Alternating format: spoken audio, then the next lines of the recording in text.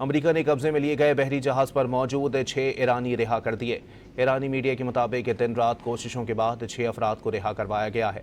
दीगर 22 ईरानियों की रिहाई की भी कोशिशें जारी रहेंगी। अमेरिकी फौज ने 19 अप्रैल को ईरान जाने वाले ईरानी परचम बरदार जहाज टोस्का को नाकाबंदी तोड़ने की कोशिश करते हुए कब्जे में लिया था। अमेरिका ने कब्जे में लिए गए बहरी जहाज पर मौजूद 6 ईरानी रिहा कर दिए। ईरानी मीडिया के मुताबिक दिन रात कोशिशों के बाद 6 अफराद को रिहा करवाया गया है। दीगर 22 ईरानियों की रिहाई की भी कोशिशें जारी रहेंगी। अमेरिकी फौज ने 19 अप्रैल को ईरान जाने वाले ईरानी परचम बरदार जहाज टोस्का को नाकाबंदी तोड़ने की कोशिश करते हुए कब्जे में लिया था।